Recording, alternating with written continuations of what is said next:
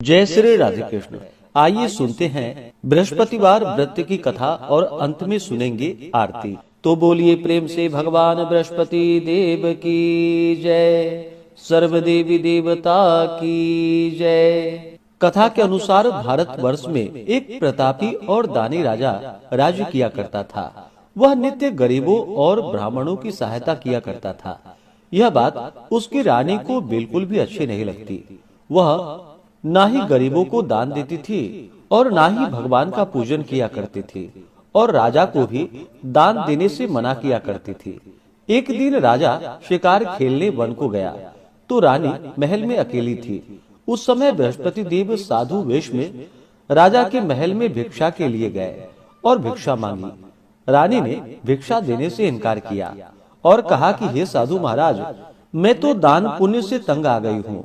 मेरा पति सारा धन लुटाते रहते हैं। मेरी इच्छा है कि हमारा धन नष्ट हो जाए, फिर न रहेगी बांस और ना बजेगी बांसुरी। साधु ने कहा कि हे देवी, तुम बड़ी विचित्र हो। धन संतान तो सभी चाहते हैं, पुत्र और लक्ष्मी तो पापी के घर में भी होनी चाहिए। यदि तुम्हारे पास अधिक धन है तो भूखे को भोजन दो, प्यासों के लिए प्याऊ बनवाओ, मुसाफिरों के लिए धर्मशालाएं खुलवाओ। जो निर्धन अपनी कुमारी कन्याओं का विवाह नहीं कर सकते, उनका विवाह करा दो। ऐसे और कई काम है जिनके करने से तुम्हारा यश लोक और परलोक में फैलेगा। परंतु रानी पर उपदेश का कोई प्रभाव न पड़ा। वह बोली कि महाराज, आप मुझे कुछ न समझाएं। मैं ऐसा धन नहीं चाहती जो हर जगह बांटती फिरूं। साधु ने उत्तर दिया, यदि तुम्हारी ऐसी इच्छा हो तो तथास्तु। तुम ऐसा करना कि बृहस्पतिवार को घर लीपकर पीली मिट्टी से अपना सिर धोकर स्नान करना, भट्टी चढ़ाकर कपड़े धोना। ऐसा करने से तुम्हारा सारा धन नष्ट हो जाएगा। इतना कहकर वह साधु महाराज वहां से अदृश्य हो गए। साधु के अनुसार कई बातों को पूरा करते हुए रानी को केवल 3 बृहस्पतिवार ही बीते थे कि उसकी समस्त धन संपत्ति नष्ट हो गई। भोजन के लिए राजा का परिवार तरसने लगा। तब एक दिन राजा ने रानी से बोला कि हे रानी, तुम यहीं रहो, मैं दूसरे देश को जाता हूँ, क्योंकि यहाँ पर सभी लोग मुझे जानते हैं, इसलिए मैं कोई छोटा कार्य नहीं कर सकता। ऐसा कहकर राजा परदेश चले गए। वहाँ वह जंगल में लकड़ी काटकर लाता और शहर में बेचता। इस तरह वह अपना जीवन यापन करने लगा। उधर राजा के परदेश जाते ही रानी और दासी दोनों दुखी रहने लगे। एक बार जब रानी और दासी को 7 दिनों तक भोजन नहीं मिला तो रानी ने अपनी दासी से कहा कि हे दासी, पास ही के नगर में मेरी बहन रहती है, वह बड़ी धनवान है, तो उसके पास जा और कुछ ले आ, ताकि थोड़ी बहुत गुजर बसर हो सके। दासी रानी की बहन के पास गई। उस दिन गुरुवार का दिन था और रानी की बहन उस समय बृहस्पतिवार व्रत की कथा को सुन रही थी। दासी ने रानी की बहन को अपनी रानी का संदेश दिया, लेकिन रानी की बड़ी बहन ने कोई उत्तर नहीं दिया। जब दासी को रानी की बहन से कोई उत्तर प्राप्त नहीं हुआ तो वह बहुत दुखी हुई और उसे क्रोध भी आया। दासी ने वापस आकर रानी को सारी बात बतलाई। सुनकर रानी ने अपने भाग्य को कोसा। उधर रानी की बहन ने सोचा कि मेरी बहन की दासी आई थी, परंतु मैं उससे नहीं बोली, इससे वह बहुत दुखी हुई होगी।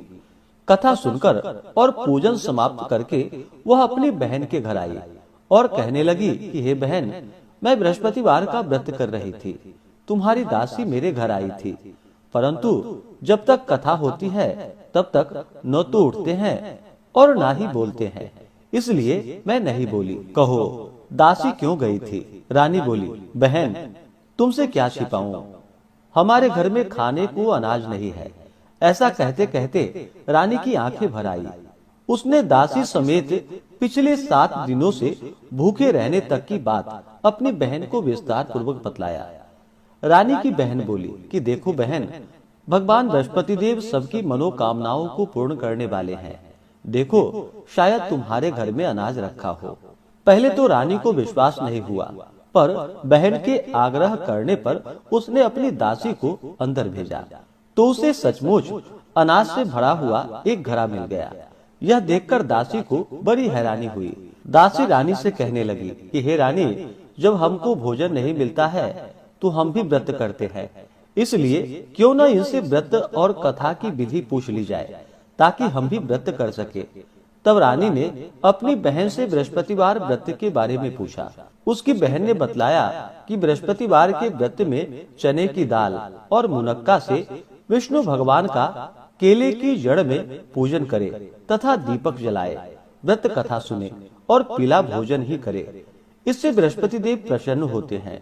व्रत और पूजन विधि बतलाकर रानी की बहन अपने घर को चली गई। 7 दिन बाद जब गुरुवार आया तो रानी और दासी ने व्रत रखा। घुड़शाल में जाकर चना और गुड़ लेकर आई, फिर उससे केले की जड़ तथा विष्णु भगवान का पूजन किया। अब पीला भोजन कहाँ से आए, इस बात को लेकर दोनों बहुत दुखी थे, क्योंकि उन्होंने व्रत रखा था, इसलिए बृहस्पति देव उससे प्रसन्न थे।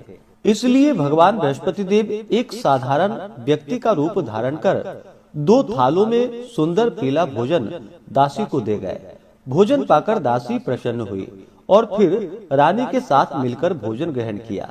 इसके बाद वे सभी गुरुवार को व्रत और पूजन करने लगी।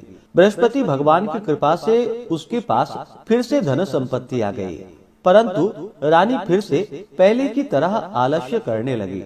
तब दासी बोली कि देखो रानी, तुम पहले भी इस प्रकार आलस्य किया करती थी। तुम्हें धन रखने में कष्ट होता था, इस कारण सभी धन नष्ट हो गया, और जब भगवान बृहस्पति देव की कृपा से धन मिला है तो तुम्हें फिर से आलस्य होता है। रानी को समझाते हुए दासी कहती है कि बड़ी मुसीबतों के बाद हमने यह धन पाया है, इसलिए हमें दान पुण्य करना चाहिए, भूखे मनुष्यों को भोजन कराना चाहिए और धन को शुभ कार्यों में खर्च करना चाहिए, जिससे तुम्हारे कुल का यश बढ़ेगा, स्वर्ग की प्राप्ति होगी और पितृ प्रसन्न होंगे। दासी की बात मानकर रानी अपना धन शुभ कार्यों में खर्च करने लगी, जिससे पूरे नगर में उसका यश फैलने लगा। इस प्रकार रानी और दासी दोनों प्रसन्न थे। और वहाँ पे उधर एक दिन राजा दुखी होकर जंगल में एक पेड़ के नीचे आसन जमाकर बैठा था। वही अपनी दशा को याद करके व्याकुल होने लगा। बृहस्पतिवार का दिन था। एकाएक उसने देखा कि निर्जन वन में एक साधु प्रकट हुए। वह साधु वेश में स्वयं बृहस्पति देवता थे। लकड़हारे के सामने आकर बोले कि हे लकड़हारे, इस सुनसान जंगल में तू चिंता मग्न क्यों बैठा है? लकड़हारे ने दोनों हाथ जोड़कर प्रणाम किया और उत्तर दिया कि हे महात्मा, आप सब कुछ जानते हैं। और फिर अपनी आत्मकथा उनको सुनाई। महात्मा जी ने कहा कि तुम्हारी स्त्री ने बृहस्पतिवार के दिन बृहस्पति भगवान का निरादर किया है, जिसके कारण रुष्ट होकर तुम्हें कष्ट हो रहा है। अब तुम चिंता मत करो, तुम्हारे सभी कष्ट दूर हो जाएंगे और भगवान की कृपा से पहले से भी अधिक संपत्ति तुम्हें प्राप्त होगा। तुम बृहस्पतिवार के दिन कथा किया करो। 2 पैसे के चने मुनक्का लाकर उसका प्रसाद बनाओ और शुद्ध जल से लोटे में शक्कर मिलाकर अमृत तैयार करो। कथा के पश्चात अपने सारे परिवार और सुनने वाले प्रेमियों में अमृत व प्रसाद बांटकर ग्रहण करो। ऐसा करने से भगवान तुम्हारी सभी मनोकामनाएं पूरी करेंगे। साधु के ऐसे वचन को सुनकर लकड़हारा बोला कि हे प्रभु, मुझे लकड़ी बेचकर इतना पैसा नहीं मिलता जिससे भोजन के उपरांत कुछ बचा सकूं। मैंने रात्रि में अपनी स्त्री को स्वप्न में व्याकुल देखा है। मेरे पास कुछ भी नहीं जिससे मैं उसकी खबर मंगा सकूं। साधु ने कहा कि हे लकड़हारे, तुम किसी बात की चिंता मत करो। बृहस्पति के दिन तुम रोजाना की तरह लकड़ियां लेकर शहर को जाओ। तुमको रोज से 2 गुना धन प्राप्त होगा, जिससे तुम भली भांति भोजन कर लोगे तथा बृहस्पति देव की पूजा का सामान भी आ जाएगा। इतना कहकर साधु अंतर ध्यान हो गए। धीरे धीरे समय बीतता चला गया। फिर वही बृहस्पतिवार का दिन आया। लकड़हारा जंगल से लकड़ी काटकर किसी शहर में बेचने के लिए गया। उसे उस दिन और दिन की तरह अधिक पैसा प्राप्त हुआ। राजा ने चना गुड़ आदि लेकर गुरुवार का व्रत किया। उस दिन से उसके सभी क्लेश दूर हो गए। परंतु जब दोबारा गुरुवार का दिन आया तो बृहस्पतिवार का व्रत करना भूल गया। इस कारण बृहस्पति भगवान नाराज हो गए। उस दिन उस नगर के राजा ने विशाल यज्ञ का आयोजन करवाया था तथा शहर में यह घोषणा करा दी थी कि कोई भी मनुष्य अपने घर में भोजन न बनावे, न आग जलावे। समस्त जनता मेरे यहाँ ही भोजन करे। इस आज्ञा को जो न मानेगा उसे फांसी की सजा दी जाएगी। इस तरह की घोषणा संपूर्ण नगर में करवा दी गई थी। राजा के आज्ञा अनुसार शहर के सभी लोग भोजन करने गए, लेकिन लकड़हारा कुछ देर से पहुंचा, इसलिए राजा उसको अपने साथ घर ले गया और ले जाकर भोजन करा रहे थे तो रानी की दृष्टि उस खूंटी पर पड़ी जिस पर उसका हार लटका हुआ था। वह वहां पर दिखाई नहीं दिया। रानी ने निश्चय किया कि मेरा हार इस मनुष्य ने चुरा लिया है। उसी समय सिपाहियों को बुलाकर उसको कारागार में डलवा दिया। जब लकड़हारा कारागार में पड़ गया और बहुत दुखी होकर विचार करने लगा, न जाने कौन से पूर्व जन्म के कर्म से मुझे यह दुख प्राप्त हुआ है, और उसी साधु को याद करने लगा कि जो उसे जंगल में मिला था। उसी समय तत्काल बृहस्पति देव साधु के रूप में प्रकट हुए और उसकी दशा को देखकर कहने लगे, अरे मूर्ख, तूने बृहस्पति देव की कथा नहीं करी, इसी कारण तुझे दुख प्राप्त हुआ है। अब चिंता मत करो, बृहस्पतिवार के दिन कारागार के दरवाजे पर 4 पैसे पड़े मिलेंगे, जिससे तू बृहस्पति देव की पूजा करना, तेरे सभी कष्ट दूर हो जाएंगे। और फिर बृहस्पतिवार के दिन उसे 4 पैसे मिले। लकड़हारे ने कथा कही। उसी रात्रि को बृहस्पति देव ने उस नगर के राजा को स्वप्न में कहा कि हे राजा, तुमने जिस आदमी को कारागार में बंद कर दिया है वह निर्दोष है, वह राजा है, उसे छोड़ देना। रानी का हार उसी खूंटी पर लटका है। अगर तू ऐसा नहीं करेगा तो मैं तेरा राज्य नष्ट कर दूंगा। इस तरह रात्रि के स्वप्न को देखकर राजा प्रातः काल उठा और खूंटी पर हार देखकर लकड़हारे को बुलाकर क्षमा मांगी तथा लकड़हारे को योग्य सुंदर आभूषण देकर उन्हें विदा किया। बृहस्पति देव की आज्ञा अनुसार लकड़हारा अपने नगर को चल दिया। राजा जब अपने नगर के निकट पहुंचा तो उसे बड़ा आश्चर्य हुआ। नगर में पहले से अधिक बाग, तालाब, कुएं तथा बहुत सी धर्मशाला, मंदिर आदि बन गई है। राजा ने पूछा, यह किसका बाग और धर्मशाला है? तब नगर के सब लोग कहने लगे, यह सब रानी और बांदी के हैं। तो राजा को आश्चर्य हुआ और वह राजा गुस्सा भी हुआ। जब रानी ने यह खबर सुनी कि राजा आए हैं तो उन्होंने बांदी से कहा कि हे दासी, देखो राजा हमको कितनी बुरी हालत में छोड़ गए थे। हमारी ऐसी हालत देखकर वह लौट न जाए, इसलिए तू दरवाजे पर खड़ी हो जा। आज्ञा अनुसार दासी दरवाजे पर खड़ी हो गई। राजा आए तो उन्होंने अपने साथ लिवा लाई। तब राजा ने क्रोध करके अपनी रानी से पूछा कि यह धन तुम्हें कैसे प्राप्त हुआ है? तब उसने कहा, हमें यह धन बृहस्पति देव के व्रत के प्रभाव से प्राप्त हुआ है। राजा ने निश्चय किया कि 7 रोज बाद तो सभी बृहस्पति देव का पूजन करते हैं, परंतु मैं प्रतिदिन दिन में 3 बार कहानी तथा रोज व्रत किया करूंगा। अब हर समय राजा के दुपट्टे में चने की दाल बंधी रहती थी। दिन में 3 बार कहानी कहता। एक रोज राजा ने विचार किया कि चलो अपनी बहन के यहाँ हो आए। इस तरह निश्चय कर राजा घोड़े पर सवार हो अपनी बहन के यहाँ चलने लगा। मार्ग में उसने देखा कि कुछ आदमी एक शव को लिए जा रहे थे। उन्हें रोककर राजा कहने लगा कि अरे भाइयों, मेरे बृहस्पति देव की कथा को सुन लो। वे बोले, लो, हमारा तो आदमी मर गया है, इसको अपनी कथा की पड़ी है। परंतु कुछ आदमी बोला, अच्छा कहो, तुम्हारी कथा भी सुन लेंगे। राजा ने दाल निकाली। आधी कथा हुई कि शव हिलने लगा, और जब कथा समाप्त हुई तो वह राम राम करके मनुष्य खड़ा हो गया। आगे मार्ग में उसे एक किसान खेत में हल चलाता हुआ मिला। राजा ने देखा और उससे बोला, अरे भैया, तुम मेरी बृहस्पतिवार की कथा सुन लो। किसान बोला, जब तक मैं तेरी कथा सुनूंगा तब तक 4 हड़ैया जोत लूंगा। जा अपनी कथा किसी और को सुना। इस तरह राजा आगे चलने लगा।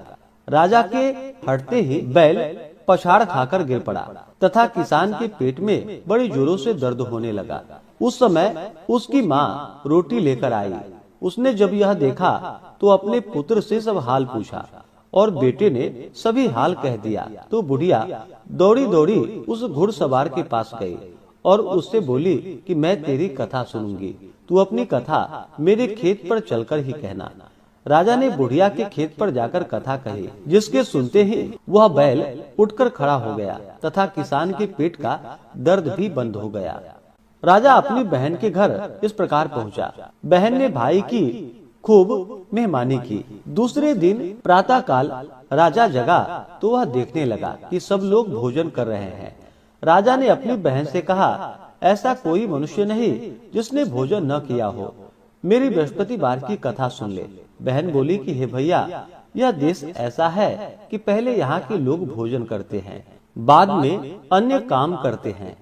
अगर कोई पड़ोस में हो तो देखाऊं। वह ऐसा कहकर देखने के लिए चली गई, परंतु उसे कोई ऐसा व्यक्ति नहीं मिला जिसने भोजन न किया हो। अतः वह एक कुम्हार के घर गई जिसका लड़का बीमार था। उसे मालूम हुआ कि उनके यहाँ 3 रोज से किसी ने भोजन नहीं किया है। रानी ने अपने भाई की कथा सुनने के लिए कुम्हार से कहा तो वह तैयार हो गई। राजा ने जाकर बृहस्पतिवार की कथा कही, जिसको सुनकर उसका लड़का ठीक हो गया। अब तो राजा की प्रशंसा होने लगी। एक रोज राजा ने अपनी बहन से कहा कि हे बहन, हम अपने घर को जाएंगे, तुम भी तैयार हो जाओ। राजा की बहन ने अपनी सास से कहा तो सास कहा, चले जा, परंतु अपने लड़कों को मत ले जाना, क्योंकि तेरे भाई की कोई औलाद नहीं है। बहन ने अपनी भैया से कहा कि हे भैया, मैं तो चली जाऊंगी, पर कोई बालक नहीं जाएगा। राजा बोला, जब कोई बालक नहीं चलेगा तब तुम ही क्या करोगी। बड़े दुखी मन से राजा अपने नगर को लौट चला। राजा ने अपनी रानी से कहा कि हम निर्वंशी हैं, हमारा मुंह देखने का धर्म नहीं है और कुछ भोजन आदि नहीं किया। रानी बोली कि हे प्रभु, बृहस्पति देव ने हमें सब कुछ दिया है, वह हमें औलाद भी अवश्य देंगे। उसी रात को बृहस्पति देव ने राजा से स्वप्न में कहा कि हे राजन, सभी सोच को त्याग दो, तेरी रानी गर्भ से है। तब राजा सुनकर बड़ा प्रसन्न हुआ। फिर 9वें महीने में रानी के गर्भ से एक सुंदर पुत्र पैदा हुआ। तब राजा बोला कि हे रानी, स्त्री बिना भोजन के रह सकती है, पर बिना कहे बिल्कुल नहीं रह सकती। जब मेरी बहन आवे तुम उससे कुछ कहना मत। रानी ने सुनकर हाँ कर दी। जब राजा की बहन ने यह शुभ समाचार सुना तो वह बहुत खुश हुई तथा बधाई लेकर अपने भाई के यहाँ पर आई। तभी रानी ने कहा, घोड़ा चढ़कर तो नहीं आई, गधा चढ़ी आ गई।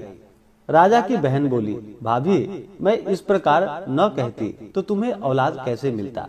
बृहस्पति देव ऐसे ही हैं, जैसे जिसके मन में कामनाएं हैं सभी को पूर्ण करते हैं। जो सद्भावना पूर्वक बृहस्पतिवार का व्रत करता है एवं कथा पढ़ता है अथवा सुनता है, दूसरों को सुनाता है, बृहस्पति देव उसकी सभी मनोकामनाएं पूर्ण करते हैं। भगवान बृहस्पति देव उसकी सदैव रक्षा करते हैं। संसार में जो मनुष्य सद्भावना के साथ भगवान का पूजन व्रत सच्चे हृदय से करते हैं तो उसकी सभी मनोकामनाएं पूर्ण करते हैं। जैसी सच्ची भावना से रानी और राजा ने उनकी कथा का गुणगान किया तो उसकी सभी इच्छाएं बृहस्पति देव जी ने पूर्ण की। इसलिए पूर्ण कथा सुनने के बाद प्रसाद लेकर जाना चाहिए। हृदय से उनका मनन करते हुए जयकारा बोलना चाहिए। बृहस्पति देव की कथा। प्राचीन काल में एक बहुत ही निर्धन ब्राह्मण रहता था। उसके कोई संतान ना थी। वह नित्य पूजा पाठ करता। उसकी स्त्री ना स्नान करती और ना ही किसी देवता का पूजन ही करती थी। इस कारण ब्राह्मण देवता, जो कि बहुत दुखी रहते थे, अपनी पत्नी को बहुत समझाते, किंतु उसका कोई परिणाम ना निकलता। भगवान की कृपा से ब्राह्मण के यहाँ एक कन्या उत्पन्न हुई। कन्या बड़ी होने लगी। प्रातः स्नान करके वह भगवान विष्णु का जप करती, बृहस्पतिवार का व्रत भी करने लगी। पूजा पाठ समाप्त कर जब पाठशाला जाती तो अपने मुट्ठी में जौ भरकर ले जाती थी और पाठशाला के मार्ग में डालती हुई जाती थी। लौटते समय वही जौ, जो कि स्वर्ण के हो जाते थे, तो उसको बीनकर घर ले आती थी। एक दिन वह बालिका सूप में उन सोने के जौ को फटक कर साफ कर रही थी कि तभी उसकी माँ ने देख लिया और कहा कि हे बेटी, सोने के जौ को फटकने के लिए सोने का सूप भी तो होना चाहिए। दूसरे दिन गुरुवार था। कन्या ने व्रत रखा और भगवान बृहस्पति देव से सोने का सूप देने की उनसे प्रार्थना की और कहा कि हे प्रभु, यदि सच्चे मन से मैंने आपकी पूजा की हो तो मुझे सोने का सूप दे दो। बृहस्पति देव ने उसकी प्रार्थना स्वीकार कर ली और रोजाना की तरह वह कन्या जौ फैलाती हुई पाठशाला चली गई। पाठशाला से लौटकर जब वह जौ बीन रही थी तो बृहस्पति देव की कृपा से उसे सोने का सूप मिला। उसे वह घर लेकर आई और उससे जौ फटककर साफ करने लगी, परंतु उसकी माँ का वही ढंग रहा। एक दिन की बात है, कन्या सोने के सूप में जब जौ को साफ कर रही थी, उस समय उस नगर का राजकुमार वहां से निकला। कन्या के रूप और कार्य को देखकर वह उस पर मोहित हो गया। राजमहल आकर वह भोजन तथा जल त्याग कर उदास होकर लेट गया। राजा को जब राजकुमार द्वारा अन्न और जल त्यागने का समाचार प्राप्त हुआ तो अपने मंत्रियों के साथ वह अपने पुत्र के पास गया और पूछा कि हे बेटा, तुम्हें किस बात का कष्ट है? किसी ने तुम्हारा अपमान तो नहीं किया अथवा कोई और कारण है? मुझे बतलाओ, मैं वही कार्य करूँगा जिससे तुम्हें प्रसन्नता की प्राप्ति हो सके। अपने पिता की बातें सुनकर राजकुमार बोला कि हे पिताजी, मुझे किसी बात का दुख नहीं है। किसी ने मेरा अपमान भी नहीं किया है, परंतु मैं उस लड़की के साथ विवाह करना चाहता हूँ जो लड़की सोने के सूप में जौ को फटककर साफ कर रही थी। राजकुमार ने राजा को उस लड़की के घर का पता भी बता दिया। मंत्री राजा के कहने पर उस लड़की के घर गया। मंत्री ने ब्राह्मण के समक्ष राजा की ओर से निवेदन किया और फिर कुछ ही दिनों के बाद ब्राह्मण की कन्या का विवाह राजकुमार के साथ संपन्न हो गया। और फिर क्या था, कन्या के घर से जाते ही ब्राह्मण के घर में पहले की भांति गरीबी का निवास हो गया। एक दिन दुखी होकर ब्राह्मण अपनी पुत्री से मिलने के लिए गया। बेटी ने पिता की अवस्था को देखा और अपनी माँ का हाल पूछा। ब्राह्मण ने सभी हाल कह सुनाया। कन्या ने बहुत सा धन देकर अपने पिता को वहाँ से विदा कर दिया, लेकिन कुछ ही दिनों के बाद फिर वही हाल हो गया। ब्राह्मण फिर से अपनी कन्या के यहाँ गया और सभी हाल कहा तो पुत्री बोली कि हे पिताजी, आप माताजी को यहाँ लिवा लाओ। मैं उन्हें यह विधि बता दूंगी जिससे कि गरीबी दूर हो जाए। ब्राह्मण देवता अपनी स्त्री को साथ लेकर अपनी पुत्री के पास राजमहल पहुँचे तो पुत्री अपनी माँ को समझाने लगी कि हे माँ, तुम प्रातः काल स्नान आदि करके विष्णु भगवान का पूजन करो और बृहस्पतिवार का व्रत करो तो तुम्हारी सभी दरिद्रताएं दूर हो जाएंगी। परंतु उसकी माँ ने उसकी एक भी बात नहीं मानी। वह प्रातः काल उठते ही अपनी पुत्री के बच्चों का जूठन को खा लेती थी। एक दिन उसकी पुत्री को बहुत गुस्सा आया। उसने अपनी माँ को एक कोठरी में बंद कर दिया और फिर प्रातः उसे स्नान आदि करा करके उससे पूजा पाठ करवाया। तब जाकर के उसकी माँ की बुद्धि ठीक हो गई। इसके बाद नियम से पूजा पाठ करने लगी और प्रत्येक बृहस्पतिवार को व्रत भी करने लगी। और फिर इस व्रत के प्रभाव से मृत्यु के बाद वह स्वर्ग को गई। वह ब्राह्मण भी सुख पूर्वक इस लोक का सुख भोग कर अंत में स्वर्ग को प्राप्त हुआ। तो बोलिए प्रेम से भगवान बृहस्पति देव की जय। अब सुनते हैं बृहस्पति देव की आरती।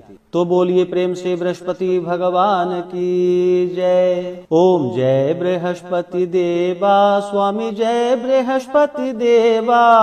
छिन छिन भोग लगाऊं कदली फल मेवा। ओम जय बृहस्पति देवा।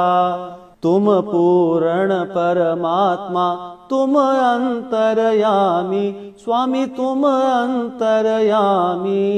जगत पिता जगदीश्वर, जगत पिता जगदीश्वर, तुम सबके स्वामी। ओम जय बृहस्पति देवा। चरणामृत निज निर्मल सब पातक हरता, स्वामी सब पातक हरता। सकल मनोरथ दायक कृपा करो भरता। ओम जय बृहस्पति देवा। तन मन धन अर्पण कर जो जन शरण पड़े, स्वामी जो जन शरण पड़े। प्रभु प्रकट तब होकर आकर द्वार खड़े। ओम जय बृहस्पति देवा। दीन दयाल दया निधि भक्तन हितकारी, स्वामी भक्तन हितकारी। पाप दोष सब हरता, पाप दोष सब हरता, भव बंधन हारी। ओम जय बृहस्पति देवा। सकल मनोरथ दायक सब संशय हारो, स्वामी सब संशय हारो। विषय विकार मिटाओ, विषय विकार मिटाओ, संतन सुखकारी। ओम जय बृहस्पति देवा। जो कोई आरती तेरी प्रेम सहित गावे, स्वामी प्रेम सहित गावे। जेठानंद आनंद कर सो निश्चय पावे। ओम जय बृहस्पति देवा। ओम जय बृहस्पति देवा, स्वामी जय बृहस्पति देवा। छिन छिन भोग लगाऊं कदली फल मेवा। ओम जय बृहस्पति देवा। ओम जय बृहस्पति देवा। तो बोलिए प्रेम से बृहस्पति भगवान की जय, भगवान विष्णु की जय, माता लक्ष्मी की जय, सर्व देवी देवता की जय। तो आशा करता हूँ कि यह कथा और आरती आपको अच्छा लगा हो। इसी प्रकार से ज्ञानवर्धक जानकारियाँ प्राप्त करते रहने के लिए, व्रत पूजा के बारे में जानने के लिए, कथा को सुनने के लिए चैनल पे अगर आप पहली बार आए हैं तो चैनल को लाल बटन दबा करके सब्सक्राइब करें, साथ में बेल आइकन घंटी को दबाएं ताकि आने वाली वीडियो का नोटिफिकेशन आपको समय से मिलता रहे।